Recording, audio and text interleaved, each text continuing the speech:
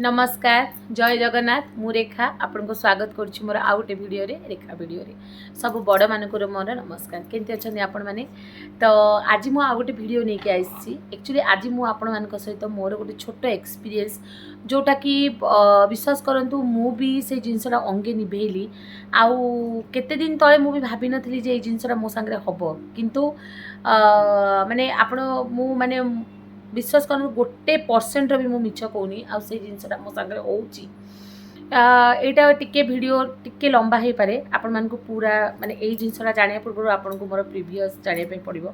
तो आमे समस्त घर पूजा करूँ मुझे सेमती घर पूजा करे मु भी ठाकुराणी भक्त माने लक्ष्मी को पूजा करे वैभव लक्ष्मी आपण मैंने मोर बहुत गुड़ा वीडियो देखी।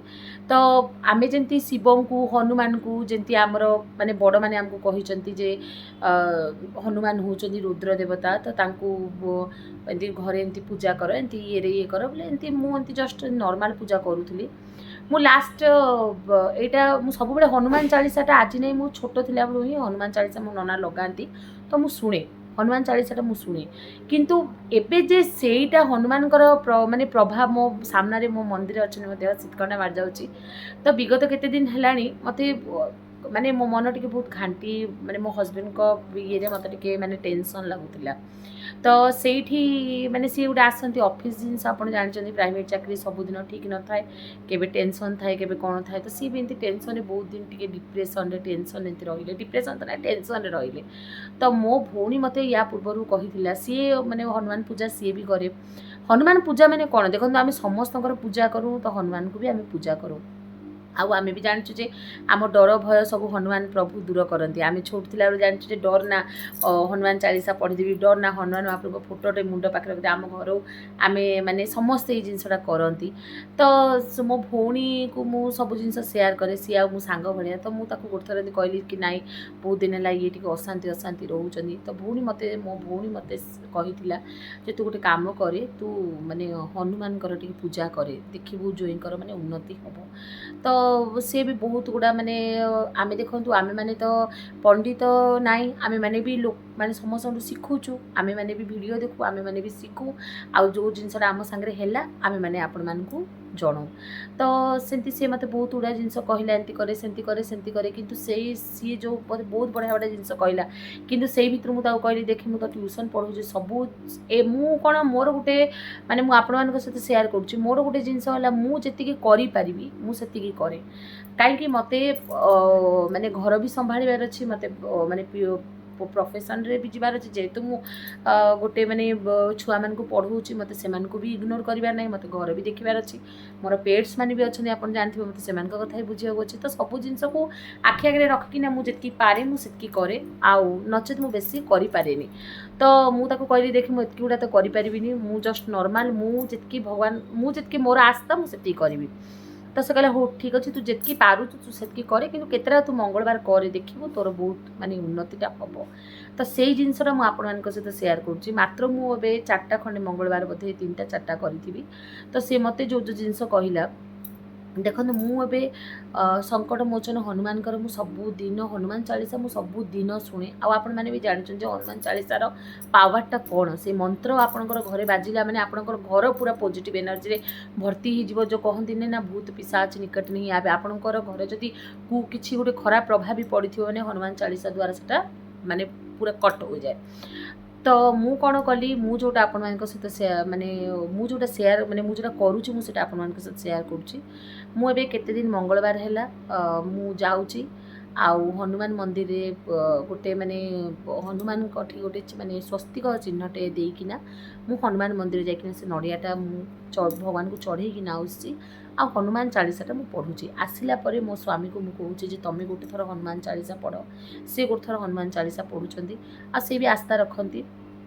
तापरे मुझे माने होम कला भाया 11 थर जय श्री राम बोले आम टे आहुति दौचु आउे मुझेतु कहती जे हनुमान को बुंदी लड्डू पसंद तो मु बुंदी लड्डू भोग टे लगाऊँगी आरती करुँची मु गोटे थर तांकर स्तुति रामंक स्तुति बेस एति करुँची आ बेसी मु किछि करूनी एति ही करके बाबा को डाकुची आ प्रत्येक दिन किंतु मु हनुमान चालीसा शुणे ମୁଁ ସବୁଦିନ ଟିଭିରେ ଲଗେଇ ଦିଏ। ଆଉ ମଙ୍ଗଳବାର ଦିନ ମୁଁ ଗୋଟେ ଥର ପଢ଼େ, ମୁଁ ଗୋଟେ ଥର ପଢ଼ିକି ଯାଉଛି, ଗୋଟେ ଥର ମନ୍ଦିରରେ ପଢ଼ୁଛି, ଆଉ ଗୋଟେ ଥର ମୁଁ ମୋ ସ୍ୱାମୀ ସାଙ୍ଗରେ ପଢ଼ୁଛି। ବିଶ୍ୱାସ କରନ୍ତୁ ମୋ ଦେହ ଶୀତକଣ୍ଡା ମାରିଯାଉଛି। ଏଇ ଜିନିଷଟା ମୋ ଉପରେ ଏତେ ପ୍ରଭାବ ପଡ଼ିଲା, ଭଗବାନ ମୋର ମାନେ ଗୁହାରି ଯେଉଁ ମାନେ ପ୍ରଥମ ମଙ୍ଗଳବାରରେ ହିଁ ମୋର ରିଜଲ୍ଟ ଦେଖିବାଟା ଷ୍ଟାର୍ଟ କଲା। ଇଏ ଯେଉଁ ବହୁତ ଯେଉଁ ଟେନସନ୍ ମାନେ ଯେଉଁ ଟେନସନ୍ ହେଉଥିଲେ ପୁରା ତାଙ୍କର 50% ଟେନସନ୍ କମିଲା। ତାପରେ ଧୀରେ ଧୀରେ ତାଙ୍କର ଯେଉଁ ଇମ୍ପ୍ରୁଭମେଣ୍ଟ, ତାଙ୍କ ଷ୍ଟ୍ରେସ୍ରୁ କମିଲେ। ଆଜି ମୁଁ ଆଜି ମାନେ ଏଇ ମଙ୍ଗଳବାର ହେଲେ ମୋର 5 ନମ୍ବର ମଙ୍ଗଳବାର ହେଇଯିବ। ତ ସେଇ ଜିନିଷକୁ ଆମକୁ ପ୍ରଥମ ଜିନିଷ ତ ମୋତେ ମାନେ ପୁରା ଯେଉଁ ସମସ୍ତେ ଯେଉଁ କହନ୍ତି ବାବା ଶୁଣନ୍ତି, ପ୍ରକୃତରେ ବାବା ଶୁଣୁଛନ୍ତି।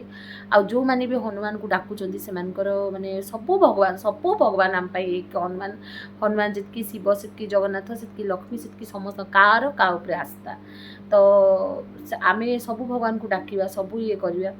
ତ ସେଇ ଜିନିଷଟା ମଙ୍ଗଳବାର ଦିନ ଆପଣମାନଙ୍କର ବି ମୁଁ କହିବା ଉଦ୍ଦେଶ୍ୟ ହେଲା, ଯଦି ଆପଣଙ୍କର ବି ଘରେ ଏମିତି କିଛି ପ୍ରକାର ଷ୍ଟ୍ରେସ୍ ରହୁଛି, ଆପଣ ବେଶୀ କିଛି କରିପାରୁନାହାନ୍ତି, ତ ମଙ୍ଗଳବାର ଦିନ ଆପଣ ହନୁମାନ ମନ୍ଦିର ଯଦି ପାଖରେ ଆପଣଙ୍କର ଅଛି ଯାଆନ୍ତୁ। ସେଇଠି ଗୋଟେ ନଡ଼ିଆରେ ସ୍ୱସ୍ତିକ ଚିହ୍ନ ଟିକେ ଲଗେଇ ଦିଅନ୍ତୁ। କିଛି ନ କରିପାରିଲେ ଗୋଟେ ଲାଲ କଲର୍ ହଉ କି କମଳା କଲର୍ ଗୋଟେ କପଡ଼ା ଗୁଡ଼େଇ ଦେବେ, ଯାଇକିନା ମହାପ୍ରଭୁଙ୍କ ପାଇଁ ଛାଡ଼ି ଦିଅନ୍ତୁ, ଦୀପ ଟିକେ ଜାଳି ଦିଅନ୍ତୁ, ସେଠି ଗୋଟେ ଥର ହନୁମାନ ଚାଳିଶା ପଢ଼ନ୍ତୁ।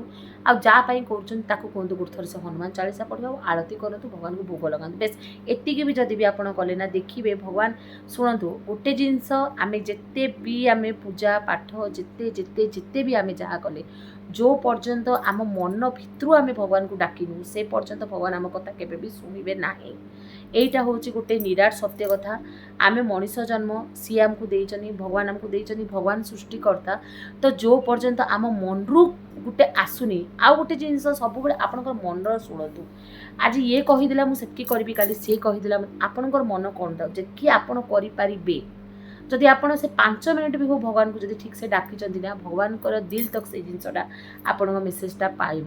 ଅଧା ମାନେ ଆପଣ ଘଣ୍ଟା ବି ପୂଜା କରୁଥିବେ, ଯଦି ଆପଣଙ୍କର ମନରେ ସେ ଆସ୍ଥାଟା ନଥିବ ନା, ତ ଭଗବାନ ଯେତେ ଡାକିଲେ ବି ଶୁଣିବେନି। ସେଥିପାଇଁ କୌଣସି ଗୋଟେ ଜିନିଷ ଯଦି କରୁଛନ୍ତି ତାକୁ ଭକ୍ତି ବିଶ୍ୱାସରେ କରନ୍ତୁ, ଯେ ନାଇଁ ମୁଁ ଭଗବାନଙ୍କ ଶରଣାଗତ ପୁରା ହୁଅନ୍ତୁ।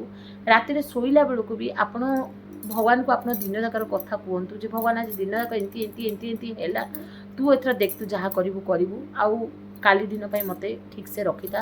ସକାଳୁ ଯେତେବେଳେ ଉଠୁଛନ୍ତି, ପ୍ରଭୁ ଆଜି ମୋ ଦିନଟା ଭଲ ଯାଉ, ମୋ ସ୍ୱାମୀର, ଆପଣଙ୍କ ଘରର ସ୍ୱାମୀ ପିଲା ସପରିବାର ସମସ୍ତଙ୍କର ଦେହ ଭଲ ଥାଉ, ସମସ୍ତେ ଭଲରେ ଥାଆନ୍ତୁ, ଏଇ ଜିନିଷଟା କାମନା କରନ୍ତୁ। ଆଉ ଆମେ ଆଉ କିଛି କରିପାରିବାନି। ତ ଏଇଟା ମୋର ଗୋଟେ ଯେଉଁ ଛୋଟ ଏକ୍ସପିରିଏନ୍ସଟା ଥିଲା, ମୁଁ ଭାବିଲି ଆଜି ଆପଣଙ୍କ ସହିତ ସେୟାର କରିବି।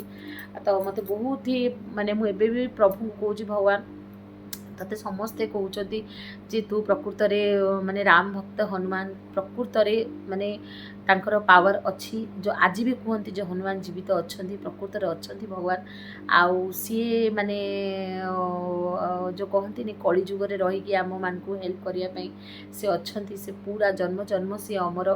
ତ ରାମ ଭକ୍ତ ହନୁମାନ, ତ ହନୁମାନଙ୍କୁ ଡାକିବା ପୂର୍ବରୁ ଆପଣ ଜୟ ଶ୍ରୀରାମ ବି କହିବେ। କାହିଁକି ବହୁତଠି ମୁଁ ମାନେ ଆମେ ବି ଜାଣିଛୁ ଯେ ବିନା ରାମଙ୍କୁ ନ ଡାକିଲେ ହନୁମାନ ନ ଶୁଣନ୍ତି, କାହିଁକି ତାଙ୍କର ପରମ ପୂଜ୍ୟ ଶ୍ରୀରାମ।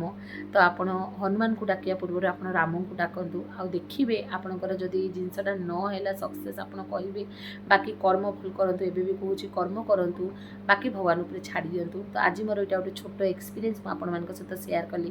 ଯଦି ଆପଣଙ୍କୁ ଭଲ ଲାଗିବ ତାହେଲେ ଗୋଟେ ଲାଇକ୍ କରିବେ। ଆଉ ମୋ ଚ୍ୟାନେଲ୍କୁ ମୋତେ ବହୁତ ଭଲ ଲାଗୁଛି ଯେ ଆପଣମାନେ ଟିକେ ବି ମୁଁ ମଝିରେ ମାନେ ବହୁତ ମୋତେ ବି ଇଏ ଲାଗୁଥିଲା ଯେ ମୁଁ କରିପାରୁନି, ଭିଡ଼ିଓ ମୋତେ ଆସୁନି, ଇଏ କରୁନି, କିନ୍ତୁ ବିଶ୍ୱାସ କରନ୍ତୁ ମୋ ମନରେ ଯାହା ଅଛି ମୁଁ ଆପଣମାନଙ୍କ ସହିତ ଖୋଲିକି ସେଇ ଜିନିଷଟା କଥା ହେଉଛି। ଆପଣମାନଙ୍କୁ ଭଲ ଲାଗୁଛି ନ ଲାଗୁଛି ସେଟା ମୁଁ ଜାଣିନି, ମୋ ଭୁଲ କ୍ଷମା କରିବେ।